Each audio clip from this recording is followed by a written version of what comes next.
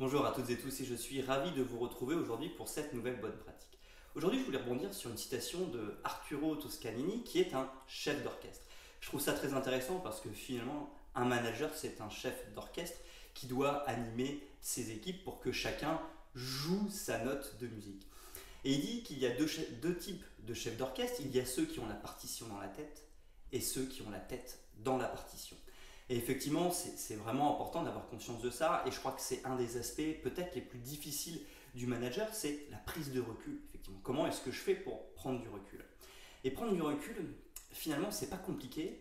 Mais techniquement, c'est compliqué à mettre en place. Mais en soi, pour le réaliser, il n'y a pas 50 millions de solutions. C'est de travailler moins ou en tout cas ralentir son travail. Je discutais avec, à une époque, je discutais avec un de mes grands chefs qui elle-même avait un mari qui était un grand patron aussi d'entreprise. Et elle me disait qu'ils étaient coachés et que les coachs leur conseillaient de ne travailler que 4 jours par semaine.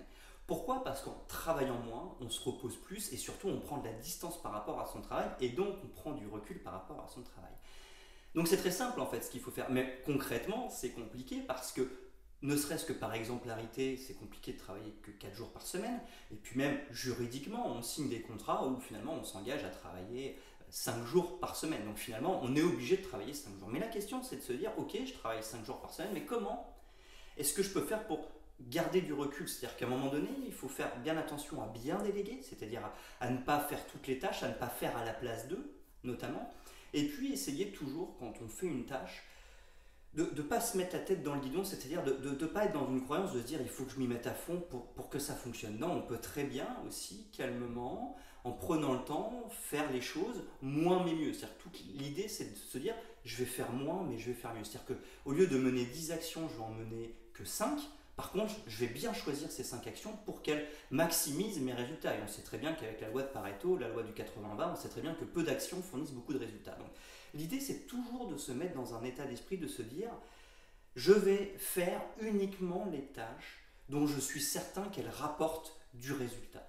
Et ça va nous permettre justement d'avoir moins de tâches à faire et donc d'être beaucoup plus en recul parce qu'on sera moins fatigué et qu'on sera beaucoup moins dans la tâche. Et à partir de là, on va pouvoir jouer pleinement notre rôle de manager qui est de réajuster. Notre rôle de manager, c'est de s'assurer que le cap a été fixé et ensuite de réajuster par rapport aux actions qui ont été menées et aux résultats qui ont été obtenus. Et ça, c'est essentiel dans notre métier. Si on veut obtenir des résultats, il faut qu'on réajuste et c'est pas en ayant la tête dans le guidon qu'on va réajuster comme il se doit. Voilà. C'est pour ça que j'aime beaucoup cette citation. Je sais que c'est un sujet qui est compliqué, c'est le recul du manager, mais il faut en tous les cas le garder en tête parce que si on le garde en tête, on va maximiser nos chances d'être dans la prise de recul. Voilà. J'espère que cette citation du jour vous aura inspiré et moi je vous donne rendez-vous dès demain pour une nouvelle bonne pratique.